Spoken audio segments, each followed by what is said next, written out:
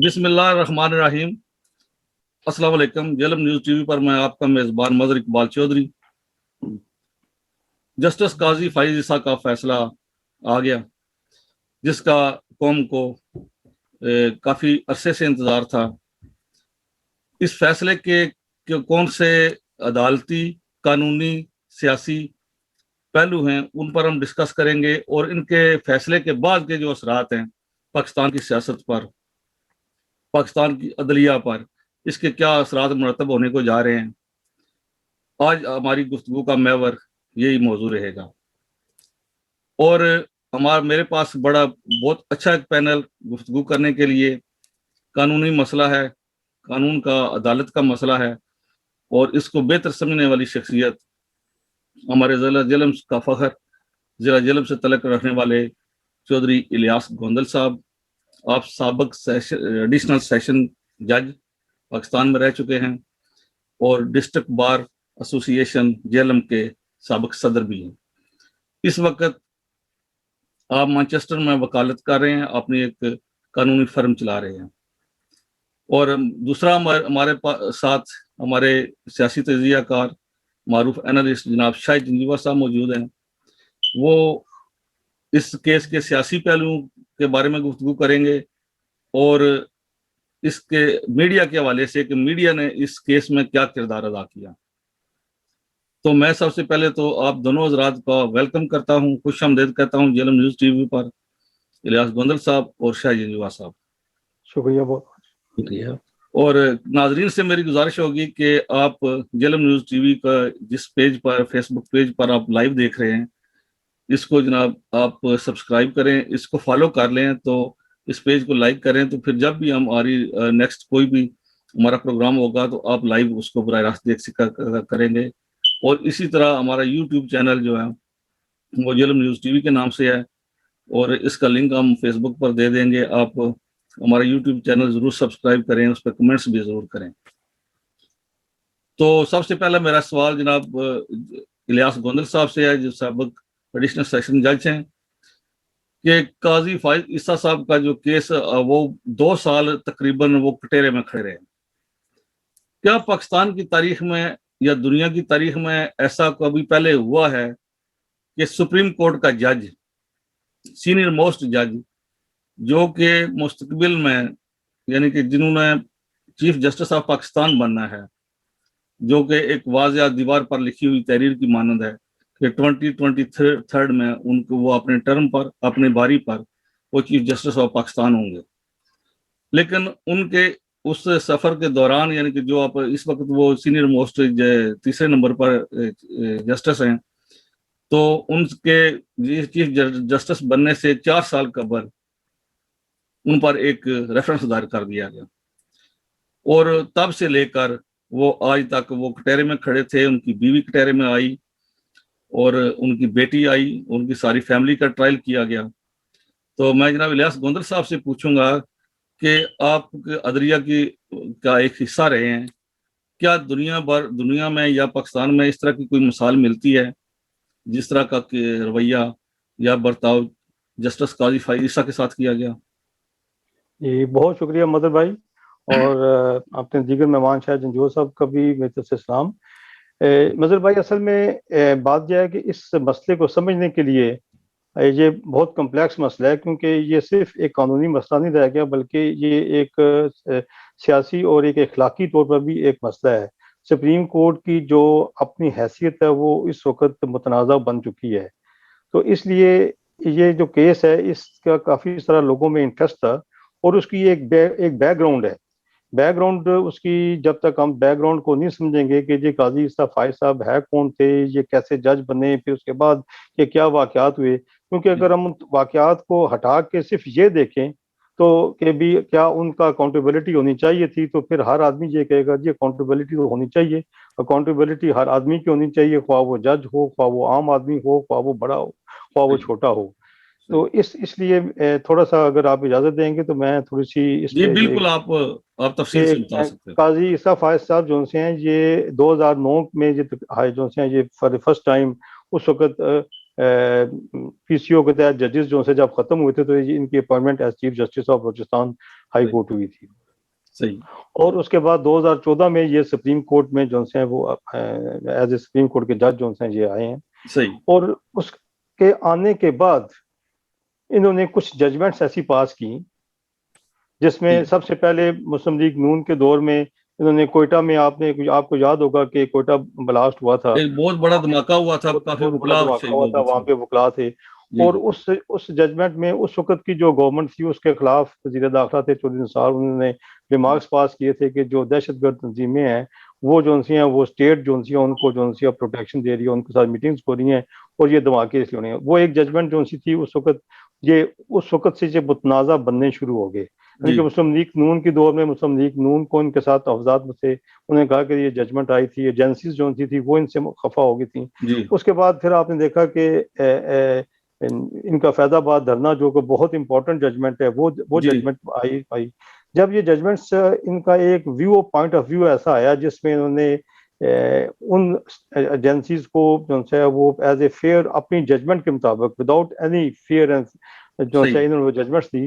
तो उस वक्त जो हमारी मुक़्तदर कुव्वतें हैं जो कि हमारी एजेंसीज हैं, हमारी आर्मी जनरल्स हैं या हमारी सिविलियन जो कि ना कुछ थी, उन्होंने ये एक मनसूबा बनाया कि किस तरीके से इनसे जो है वो जांच पाई जाए। यानी कि ये सख्त गिर जज के तौर पर गिने जाते थे और इनके जो फैसले हैं उन्होंने जो हमारी एस्टेब्लिशमेंट है या सात एजेंसियां हैं उनकी काफी बाज पुरस की कि आपकी ये नाइल ही है और आपका फेलियर है, आपका फेलियर है।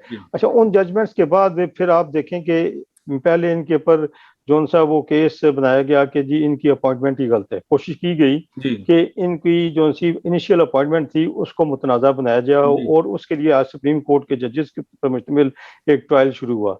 उस जब वो ट्रायल शुरू हुआ तो फिर बलूचिस्तान हाई कोर्ट और वकला की जो 3 तंजीमें थी उन्होंने सख्त उनसे पे रद्द-ए-अमल ज़ाहिर किया और वो जो सा फिर इन द एंड वो उनको जो सा ड्रॉप करना पड़ा। उसके बाद इन्होंने सोचा कि जी क्या किया जाए। अब उन्होंने फिर एक जो सुप्रीम कोर्ट के जज हैं उनके लिए एसेट्स रिकवरी यूनिट जो से हैं उसने बरतानिया में आके एक प्राइवेट फर्म को हायर करके स्पाइंग की और स्पाइंग के जरिए उन्होंने वहां पे जो है ये एक एविडेंस इकट्ठी करके यानी कि एक आदमी को फंसाने का पूरा मंसूबा बनाया। अच्छा, अब बात अकाउंटेबिलिटी की नहीं है, बात यह है कि कोई किस नीयत से आ रहा है। हमें पहले ये देखना है कि जी इनफैक्ट नीयत क्या है जिस नीयत से ये काम चलाया जा रहा है। अच्छा, उसी सिलसिले में जब वो सारा उन्होंने एविडेंस इकट्ठी की तो एविडेंस इकट्ठी करने के बाद फिर मीडिया ट्रायल का सिलसिला शुरू कर दिया। यानी कि रेफरेंस दायर होने से पहले रेफरेंस की सारे इंग्रेडिएंट्स जो है वो मीडिया में एक डिस्कशन पॉइंट ऑफ व्यू बन गए। और आपको याद होगा उस वक्त जस्टिस काजी फायसा ने प्रेसिडेंट ऑफ पाकिस्तान को खत लिखा कि आप ये मेरे खिलाफ रेफरेंस के लिए बातें कर रहे हैं तो ये सारा मीडिया ट्रायल हो रहा है, तो आप मुझे रेफरेंस की कॉपी दें, मुझे बताएं कि उन तक इतला ही नहीं पहुंची उन तक और मीडिया में नहीं पहुंची। अच्छा, बहरहाल फिर ये हुआ कि वो जो है वो इन्होंने एक रेफरेंस जो सा वो फाइल कर दिया। अब रेफरेंस जब उन्होंने फाइल किया तो उस वक्त आप उसमें एलिगेशंस क्या देखें, एलिगेशंस उस पर करप्शन का नहीं है। एलिगेशन सिर्फ यह है कि इनकी बीवी और बच्चों जो से हैं उनके नाम पे 3 बरतानिया में प्रॉपर्टीज हैं और उन प्रॉपर्टीज की जो सी है मनी ट्रेल जो सी है ये देने में नाकाम है, इसलिए उनका ट्रायल किया जाए। अच्छा, उसमें जो इनकी बेगम थी काजी सफायज की, वो पार्टी नहीं थी। इखलाकी तौर पे उसने ये समझा कि मैं भी जाके इस केस में पेश होकर अपनी सफाई पेश करूं। उसने अदालत में आके खुद अपनी स्टेटमेंट रिकॉर्ड कराई और ये कहा कि FBI जो है वो मुझे ना स्टेटमेंट देती है ना मुझे इनवाइट करती है और उन्होंने आज तक मुझे कोई नोटिस नहीं दिया, बल्कि मेरे कहने के बावजूद कि मैं जाके उन्हें बताऊं कि ये क्या चीजें हैं तो उसके बावजूद वो कोऑपरेट नहीं कर रहे। और उसने अपनी पूरी मनी ट्रेल जो है वो 3 प्रॉपर्टीज की बताई। मैं थोड़ा सा सामीन के लिए ये मैसेज कर दूं क्योंकि बाज़ लोग समझेंगे कि ये अकाउंटेबिलिटी से बचने के लिए किया जा रहा है। अब उसने अकाउंटेबिलिटी में 3 प्रॉपर्टीज की अपनी स्टेटमेंट दी कि ये जो 3 प्रॉपर्टीज हैं, एक मैंने 2003 में खरीदी, एक जो सी है 2 प्रॉपर्टी जो सी है वो 2013 में खरीदी।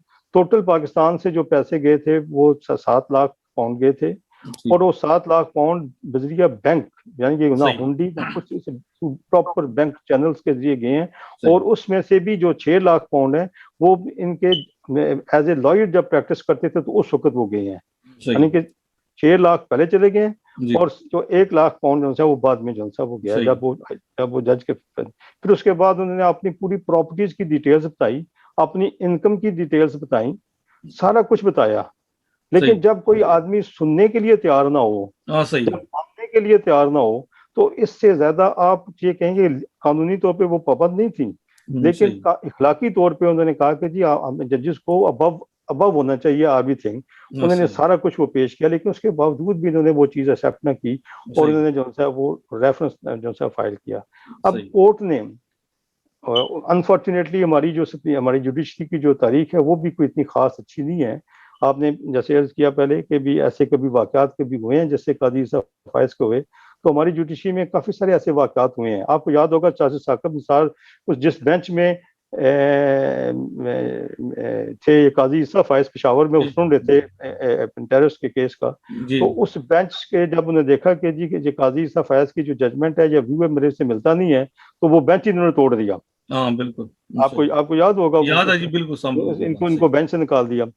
सही। आपको वो भी याद होगा, मियां नवाज शरीफ वाला दो वाली बातें भी याद होगी, जब दो सुप्रीम कोर्टें लगती थी, हाँ एक बिल्कुल। एक कोयटा में होती थी और एक जो सी इस्लामाबाद में सुप्रीम इस्लामाबाद कोर्ट में। और वो सही। इससे भी बढ़ के थी, दोनों अपने आप को चीफ जस्टिस कहते थे। वो सही है। आपने वो टेलीफोन वाली बात भी सुनी होगी, जो जस्टिस वो जस्ट क्यूम को किया गया था। कयूम वाली, वो भी टेलीफोनिक, वो भी कन्वर्सेशन आपके सही। यानी कि हमारे हमारे बटों की फांसी बाजाते खुद, मतलब वो आपके सामने आया, और उसमें जिस तरह जजेस ने किया, फिर जस्टिस जो से वो सफदर से जो फोर्थ हो गए सैयद, जी। जिन्होंने आपने लिखा था कि जी ये अंदर प्रेशर जो सी है वो जजमेंट जो सी हाँ हुई थी। जस्ट तो नसीम असल शाह। हमारी नसीम अली शाह, जी। नसीम शाह, तो ये हमारी हमारी जुडिशरी में अनफॉर्चुनेटली बहुत सारे ऐसे इंसिडेंट्स हैं जो कि काबिल तारीफ नहीं है, और उनमें से ये भी एक वाकया है।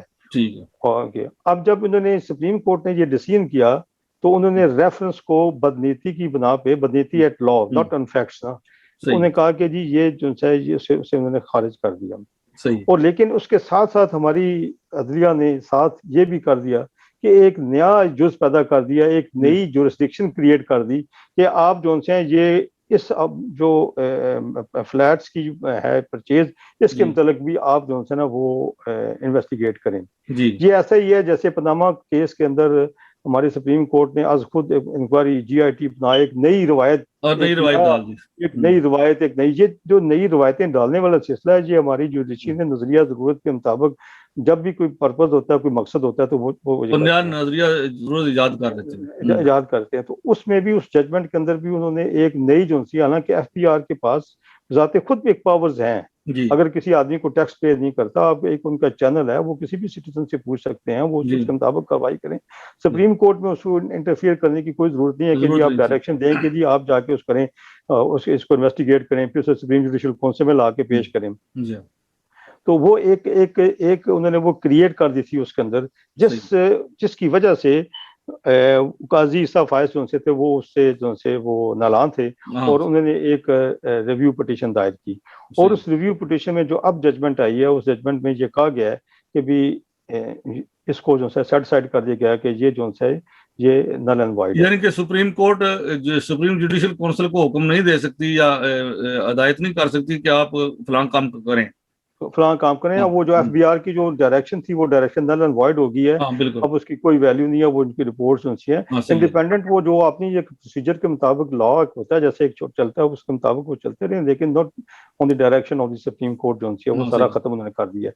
लेकिन जहाँ पे एक जो अब बात पैदा हो गई है वो ये है कि आज तक जितने भी रिव्यू पिटिशन दायर हुई हैं, रिव्यू पिटिशन में हमेशा हमेशा 99.9% फैसले मेंटेन रहते वो हैं, मेंटेन वही रहे। हाँ।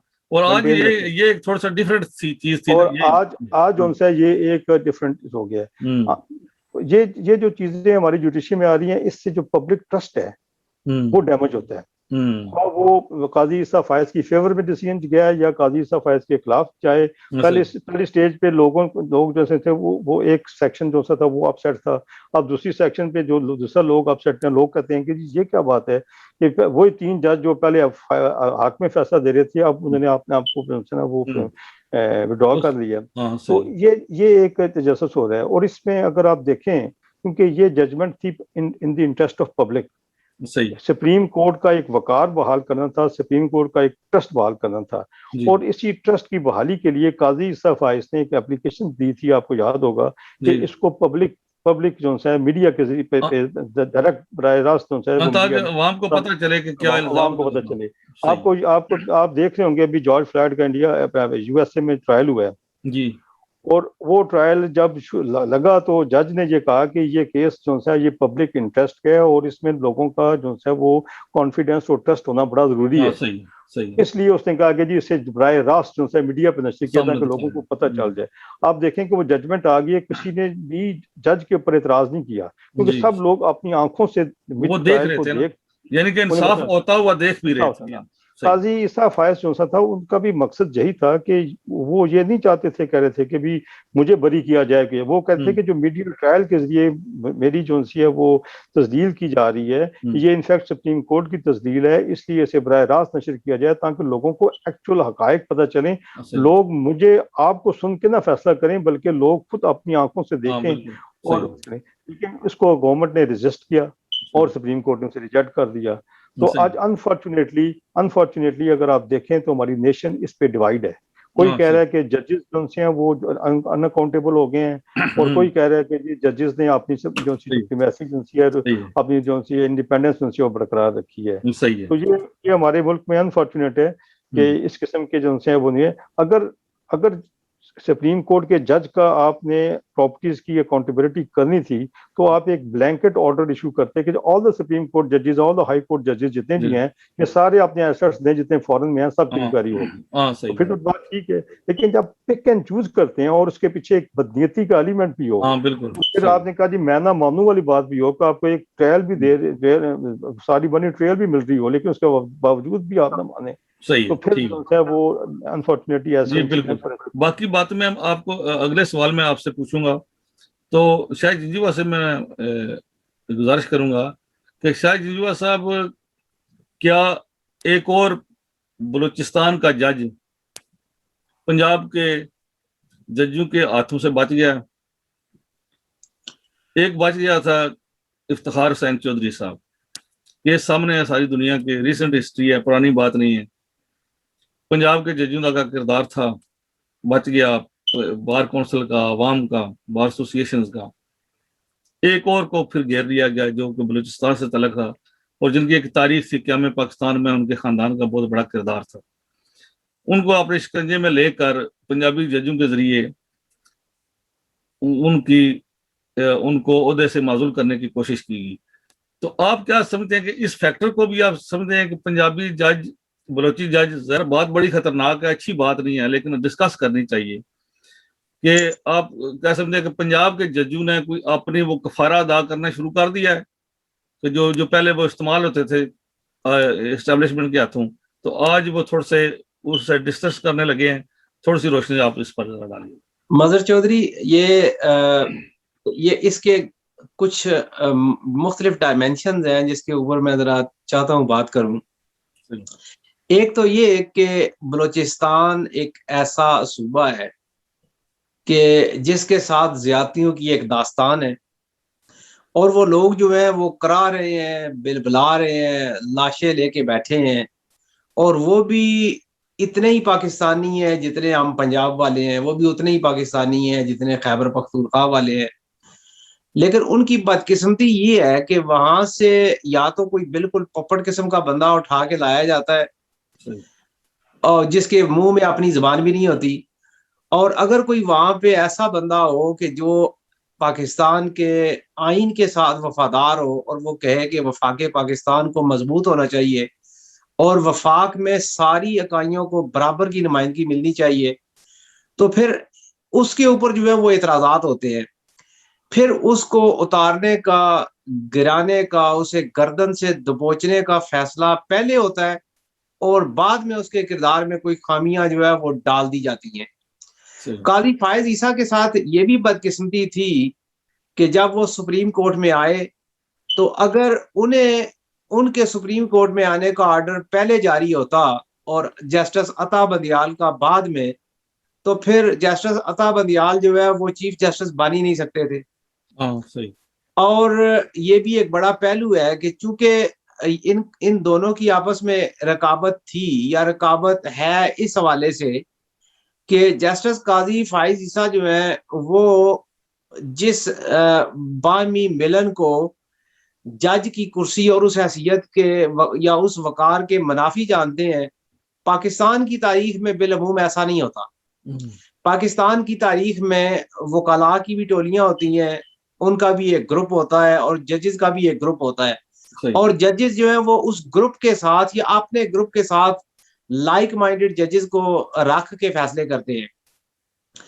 काजी फाइज ईसा के साथ ये भी मामला था कि जो ग्रुप जो है वो चीफ जस्टिस ऑफ पाकिस्तान अपने साथ रख के मुकदमात सुनता था, बड़े मुकदमात, आईनी मुकदमात, वो ग्रुप जो है उसकी काजी फाइज ईसा के माइंड के साथ जो है वो बनती नहीं थी। और यही वजह है कि वो छठे या सातवें नंबर पर होने के बावजूद हर बेंच का हिस्सा होते थे। मेरी मुराद जो है वो जस्टिस एजाज उल असद है और उनके बाद जस्टिस मुनीब भी हैं।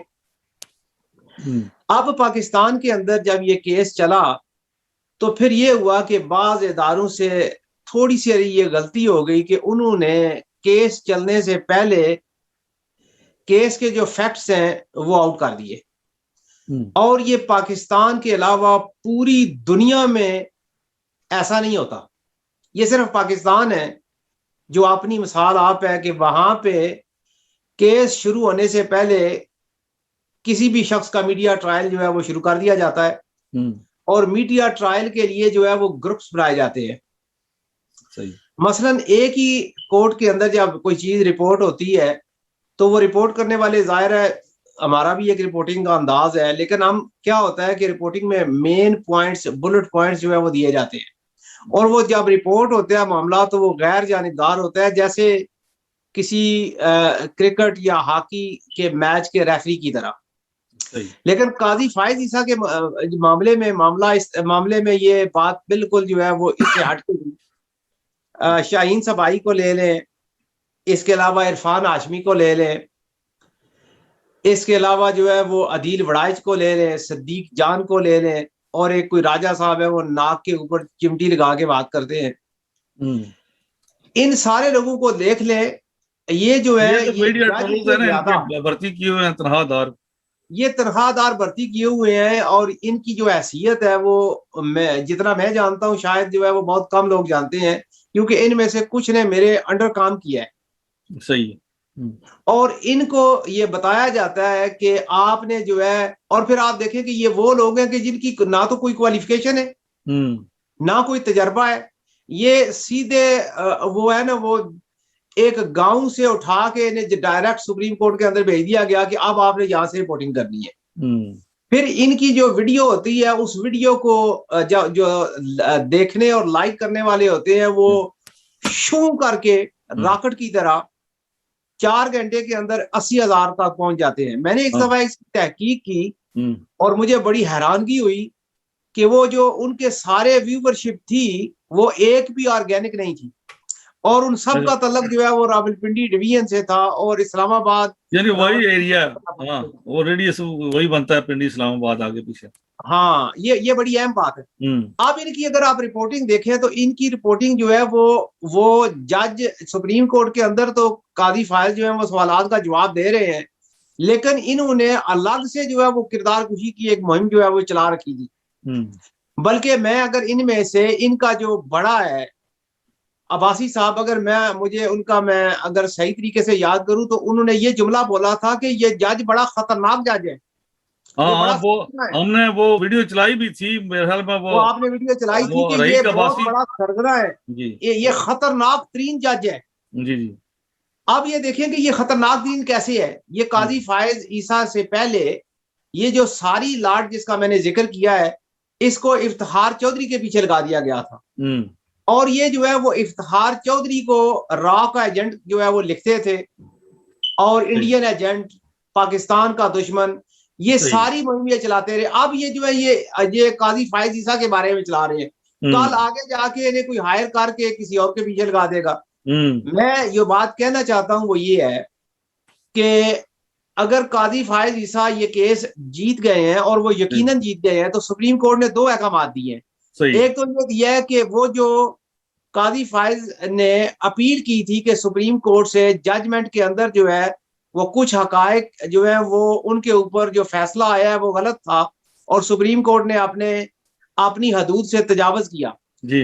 दूसरा जो फैसला है वो काजी फाइज ईसा की मिसेस का के हवाले से है और ये भी कहा गया है कि अब उनके खिलाफ जो तहकीक FBI या बाकी इदारे या और जैली इदारे कर रहे थे अब उनका वक्त खत्म हो गया है। अब सुप्रीम जुडिशियल काउंसिल जो है वो उसको भी ये गेट बंद करना होगा और अब जो ये जो सारा बदनीयती पे धंधा जैसे मोहतरम गोंदल साहब ने कहा चल रहा था ये सिलसिला बंद होगा। लेकिन अब मैं यहाँ पे ये सवाल करना चाहूंगा कि चूंकि ये किरदार कुशी जो है ये सुप्रीम कोर्ट की हुई है, ऐसे काजी फाइज की जो है वो किरदार कुशी के तौर पे ना लिया जाए। बल्कि वो जज साहब आज काजी फाइज साहब ने मुकदमे के बाद भी और मुकदमे के दौरान जब बहस हो रही थी उस वक्त भी कहा कि मैं आपकी जंग का लड़ रहा हूँ। मैं इसी तरह आप भी मेरी तरह जो सुप्रीम कोर्ट के जजेस साहिबान बैठे हैं आपकी बीवी हैं आपकी बेटियां हैं वो भी इसी तरह कटहरे में खड़ी होंगी और ये तारीख में ऐसा होता आया है। तो मैं आपकी जंग लड़ रहा हूँ, मेरे साथ जो होना था वो हो चुका है। जी मदर चौधरी साहब एक बड़ी अहम बात मैं करने जा रहा हूँ कि बाज लोग ये समझते हैं कि मिसेस सरीना ईसा जो पैसे पाकिस्तान से भेजे थे तो वो कहते हैं कि वो पैसे जो हैं वो जो भेजे तो उन्होंने डायरेक्ट वकील के अकाउंट में नहीं भेजे। हालांकि ये बात जो है ये इतनी लगवियात है, आप सदीक जान का पूरा क्लिप देख लें तो आप हैरान होंगे कि ये बदमगज जाहिल इंसान जो है ये सुप्रीम कोर्ट के जजों का भी जो है वो सुप्रीम बना हुआ है, उनके ऊपर भी ये चीफ जस्टिस बना हुआ है। उसको तो जो पर्ची आती है वही पढ़नी होती है ना और उसने पर्ची आती है वो पढ़ दे। वो कह रहा है कि सरीना ईसा फेल हो गई हैं ये बताने में कि ये पैसे उन्होंने डायरेक्ट वकील के अकाउंट में क्यों नहीं भेजे। हालांकि उस जो है वो कामकल को ये नहीं पता कि पाकिस्तान में बैठा हुआ जो बंदा है सरीना ईसा तो जायदाद खरीद ही नहीं रही, जायदाद खरीदने वाले उनके बच्चे हैं तो पेमेंट जो है वो बच्चों ने करनी है, सरीना ईसा ने तो नहीं करनी। सरीना ईसा तो फैमिली सपोर्ट कर रही है। सही है। और फिर ये बात जो है ये जो है पाकिस्तान यूके के अंदर जितने मॉर्गेज से रिलेटेड अफराद हैं, चूंकि मैंने मॉर्गेज का काम करता रहा हूं तो जब भी कोई ऐसा बंदा जिसकी पॉलिटिकल बैकग्राउंड हो और जो वेल नोन पब्लिक फिगर हो जब वो बरतानिया के अंदर कोई प्रॉपर्टी खरीदता है और वो प्रॉपर्टी जो है वो आम यानी 50-40 हजार से बड़ी प्रॉपर्टी हो तो फिर बरतानिया के अंदर जो इदारे हैं वो उसकी पूरी तहकीक करते हैं कि ये पैसे कहाँ से आए और उसकी पूरी मनी लॉन्ड्रिंग की तहकीक की जाती है। सही है। ऐसा नहीं है कि वो चुप करके बोलते हैं कि पैसा आया और मकान खरीद लिया, नहीं है, ऐसी बात हर किसी नहीं है। ये हालिया मिसाल सामने है ना, मलिक रियाज के जो पैसे आए सामने है और ये कई सालों से हो रहा है। सही है। लेकिन पाकिस्तान के अंदर जिस बात को नजरअंदाज किया गया वो ये है कि मिसेस सरीना ईसा ने पैसे ना हवाला ना हुंडी के जरिए भेजे। सुप्रीम कोर्ट के अंदर इस बात को तो तस्लीम किया गया, लेकिन जो बात एक्नॉलेज करने वाली थी वो ये थी कि अगर वो हुंडी या हवाले के जरिए पैसे भेजती तो उन्हें 29 लाख रुपया ज्यादा मिलता। अच्छा। और बैंकिंग चैनल के जरिए जब उन्होंने पैसे भेजे तो उन्होंने, मैं और आप जब पैसे भेजते हैं तो हम भी जो कानूनी तरीका है जिस तरीके से जो है वो मनी एक्सचेंज खुली हुई है हम इनके जरिए भेजते हैं और अगर वो इस तरीके से पैसे भेजती तो उन्हें 29 लाख रुपया ज्यादा मिलता।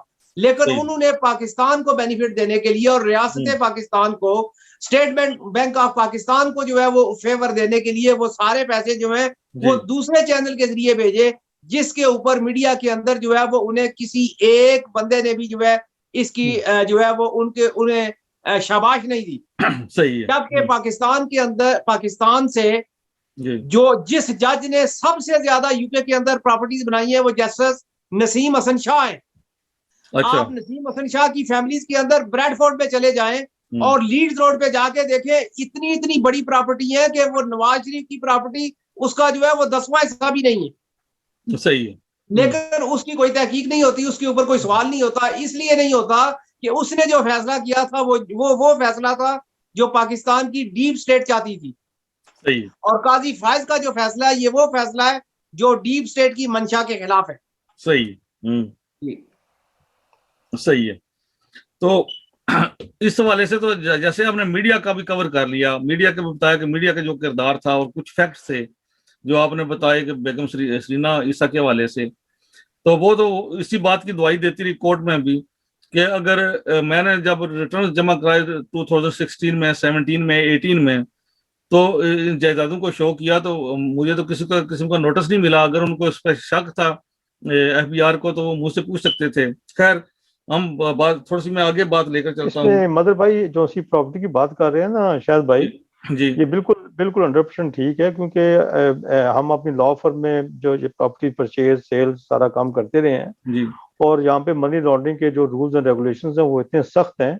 सही, जब भी कोई आदमी बैरून मुल्क से ऐसे पैसे मंगवाता है, जी, तो वो यहाँ पे अपने अकाउंट में, उसे हम कहते हैं कि अपने अकाउंट में डालो, सही, क्योंकि मनी लॉन्ड्रिंग की चेक्स के लिए बैंक जो सा है, यहाँ पे जो बैंक्स हैं जी, वो बजाते खुद एक इन्वेस्टिगेशन करते हैं, सही, और वो फाइंड आउट करते हैं कि इसका जो चेन है, इसकी जो सोर्स है वो ठीक है या नहीं ठीक है। सही है, फिर उसके बाद जब सॉलिसिटर के पास वो पैसे आते हैं, तो जी, फिर सॉलिसिटर बजाते खुद जो हैं वो सारा उसको चेक करते हैं, सारी ट्रेल को देखते हैं, ट्रेल को सही, देखने के बाद फिर वो जो है प्रॉपर्टी ट्रांजैक्शन मुकम्मल करते हैं। यही सही। आपके जो प्रोसीजर है, हम खुद अपनी फर्म में ये इसको हाँ, ऐसे ही अडॉप्ट करते, बिल्कुल ऐसे आप करते सही। हैं। और ये पॉसिबल नहीं है, ये कोई अगर भी कहे कि भी वो उसने डायरेक्ट वहां से वकील के अकाउंट में क्यों नहीं भेजे, मेरा हाँ, ख्याल है ये हाँ, से शायद इल्मी की हाँ, बात है बिल्कुल, उनके। जी, जी, दूसरी जो सी बात जो सी है वो बड़ी अहम बात यह है कि जो पहला रेफरेंस जो खारिज हुआ है वो जी, एक बदनीति की बिना पे खारिज हुआ है। सही है, तो जब उस पे गवर्नमेंट को कोई एतराज नहीं है, सही, वो कहते हैं जी ठीक है, ना उन्होंने उसके खिलाफ कोई रिव्यू फाइल किया ना कुछ किया है, जी, तो अब तो चाहिए तो ये था कि वो बदनीति के जो एलिमेंट्स हैं उनके अगेंस्ट इन्वेस्टिगेशन की जाती। हाँ, हाँ, बिल्कुल, वहां देख, वहां पे सही, सारे हम खामोश हैं, और यहाँ पे जहाँ रिलीफ मिल रहा है वो सारे कह रहे हैं कि ये रिलीफ गलत मिल गया। हाँ, बिल्कुल सही, जी। यही हैरानगी की बात है ना कि अगर एक रेफरेंस जो है वो क्वैश कर दिया गया है, तो इल्जामात बरकरार रखे गए। तो आज जो इल्जामात भी बरकरार ही रखे गए, आपने वो भी फैसला सुना दिया। लेकिन जो रेफरेंस भेजने वाले हैं, मेरा अगला सवाल आपसे यही था कि फिर जो हुकूमती मशीर हैं कानून के, जिन्होंने इस काम का आगाज किया, किसी भी नीयत से किया, तो क्या आज उनसे बाजपुरस नहीं होनी चाहिए? उनको या अखलाकी तौर पर खुद ही इस्तीफा नहीं देना चाहिए कि उन्होंने पाकिस्तान की अदलिया को एक हैजान में मुबतला किया? एक सीनियर मोस्ट जज को आपने 2 साल तक तकरीबन एक किस्म का मुअत्तल करके रखा, तो आपके इल्जामात गलत साबित हो गए, आपका जो रेफरेंस है वो गलत साबित हो गया। तो अखलाकी तौर पर और कानूनी तौर पर भी मैं आपसे पूछना चाहूंगा कि उनका इस्तीफा बनता नहीं था? देखिए, जो मैंने पहले की थी, जो बैकग्राउंड बयान की थी कि एक जी, बदनीति की बैकग्राउंड, जी, उसी को जहन में रखते हुए अगर आप ये बात करें, सोचें कि भी जब ये एक इंडिविजुअल का मामला नहीं था, सही, ये एक सर्विंग सुप्रीम कोर्ट का जज था, और सुप्रीम कोर्ट की एज स्टिल सर्विंग है वो, और उससे मुतल्लक था, और ये एक हाई इंपॉर्टेंस वाली बात थी, और इससे सुप्रीम कोर्ट का एक इमेज जो है और उसकी जो सी अफादी उसका वो जो सी वो अंडर ट्रायल है। सही, इस सिलसिले में इन्होंने बड़ी एहतियात करनी थी, क्योंकि ये एक सबसे बड़ा स्टेट इंस्टीट्यूशन है, सही, और ये एहतियात नहीं की बल्कि एक बदनीति से एक दिया। जब सुप्रीम कोर्ट ने अपने रेफरेंस में ये कह दिया कि ये बदनीति पे मुबनी था, तो उस वक्त इनकी इन्वेस्टिगेशन करना और इनका रिजाइन देना, ये जो सता ये इखलाकी तौर पे तो है, लेकिन लीगली जो है इसके किसी किस्म का लॉ मौजूद नहीं है कि हाँ, भी आप लीगली जो है इनके खिलाफ कर सकें, लेकिन एज ऑन ठीक, मॉरल ग्राउंड जो है वो एक रेजिग्नेशन जो है वो गवर्नमेंट का बनता है। सही, और स्पेशली जो हमारे लॉ मिनिस्टर थे जी, जिन्होंने ये तैयार किया, जी, वो जो बैरिस्टर जो हमारे शहजाद रिकवरी अकबर, जी, शहजाद अकबर साहब, उनका ये जो लोग हैं ये लीगल माइंडेड थे। इन लोगों सही, ने जब बदनीति से एक सारा कुछ एक मनोवर किया, और जैसे जहांगीर तीर नहीं आप कहते कि मेरे जी, खिलाफ इल्जाम नहीं है, लेकिन मुझे जो है वो फंसाया जा रहा है हाँ, छोटी बिल्कुल छोटी ऐसे बातों है, सही पे। है, उसके लिए तो उन्होंने रिलीफ दे दिया उसे।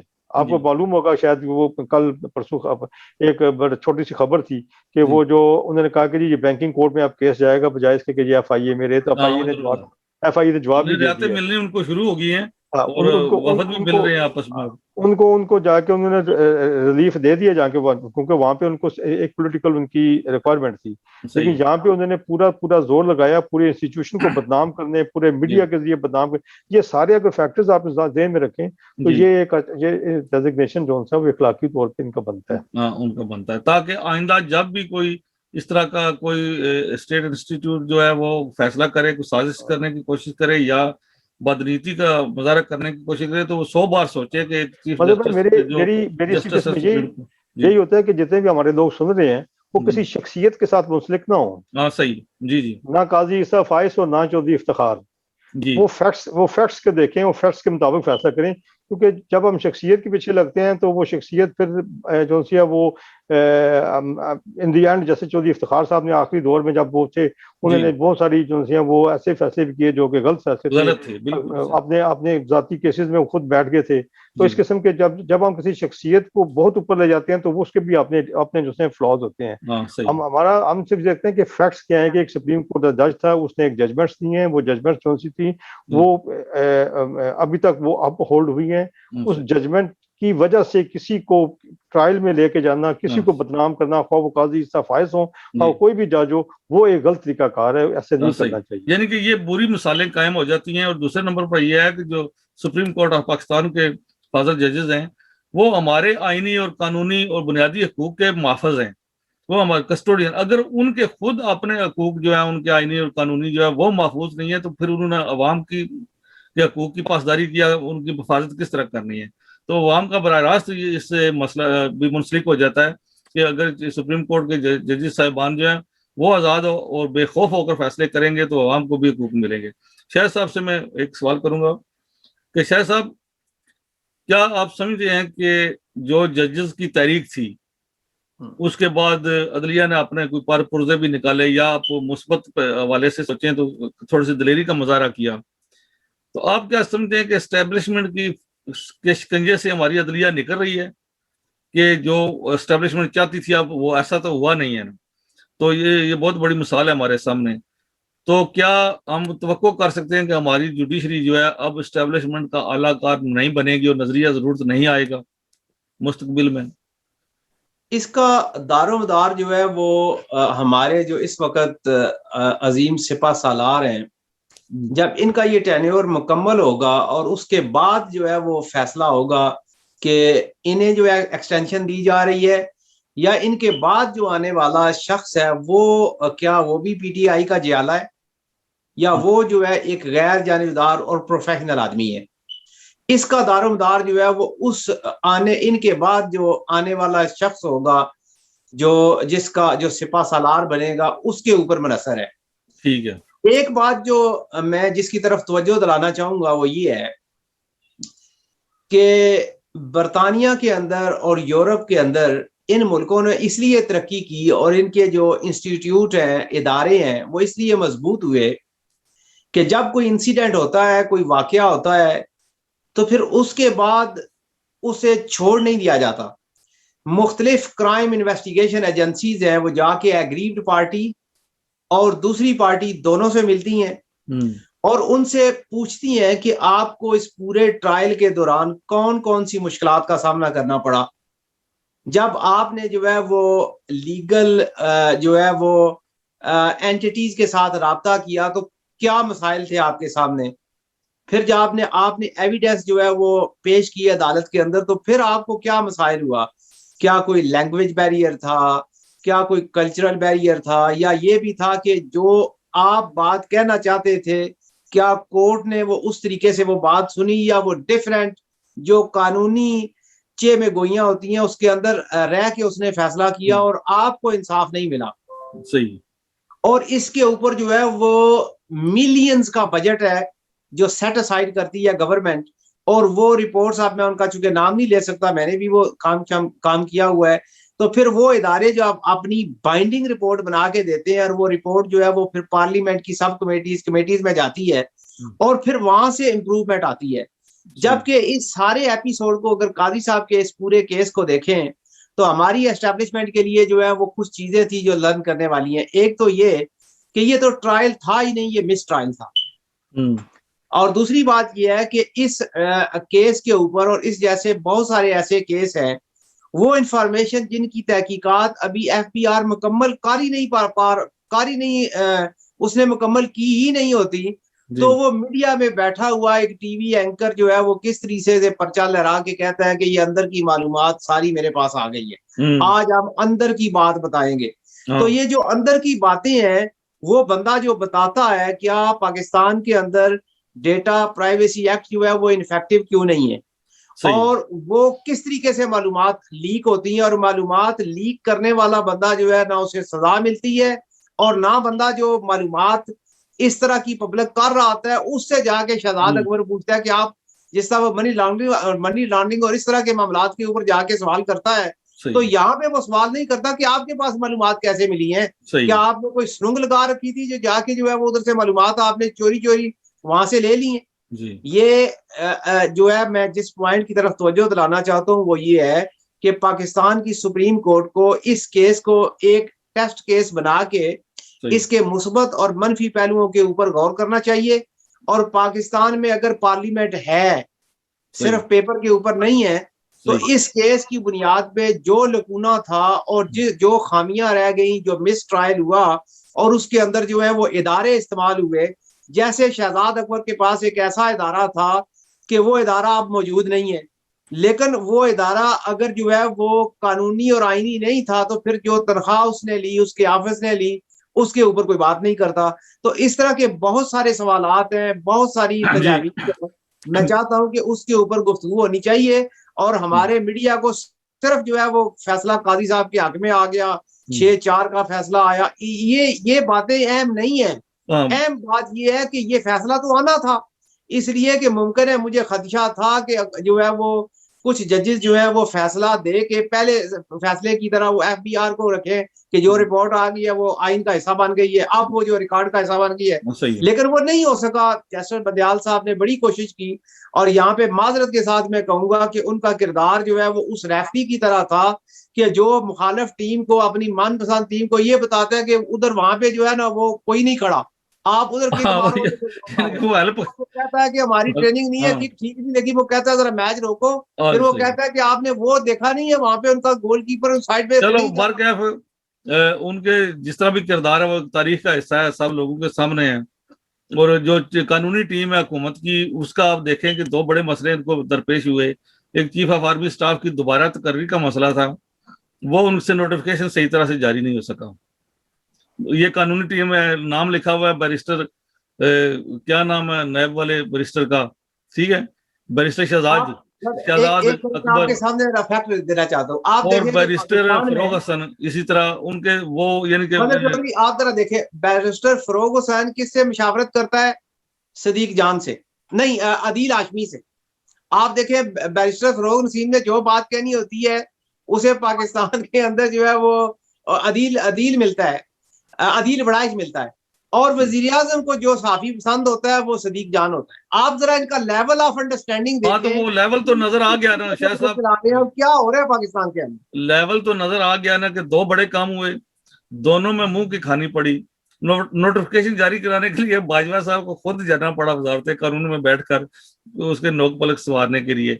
दूसरा रेफरेंस दायर किया गया, वो भी वापस जो है वो पलट के आ गया। तो मैं आखिरी सवाल जो है जनाब इलियास गोंदर साहब से पूछूंगा कि जनाब क्या आप समझते हैं कि ये जो जस्टिस काजी फाइज ईसा के केस में जो बार एसोसिएशन थी, बार काउंसिल ऑफ पाकिस्तान, उनका किरदार कैसा था, और उन्होंने खैर काफी इत्तेहाद और मुत्तहिद होने का सबूत भी दिया और बाकायदा वो पिटिशनर बनकर गए। तो आप इस हवाले से अगर कुछ कहना चाहें कि ये भी एक प्रेशर बिल्ड किया गया था, तो जिसकी वजह से एस्टेब्लिशमेंट को ये पीछे हटना पड़ा था। बदर भाई, वकला के मतलब भी आजकल दो ओपिनियन किस हैं, लेकिन जब भी वकला की बार एसोसिएशन ने कलेक्टिवली कोई डिसीजन किया है, सही, कलेक्टिवली, वो डिसीजन हमेशा डेमोक्रेसी की फेवर में हुआ है।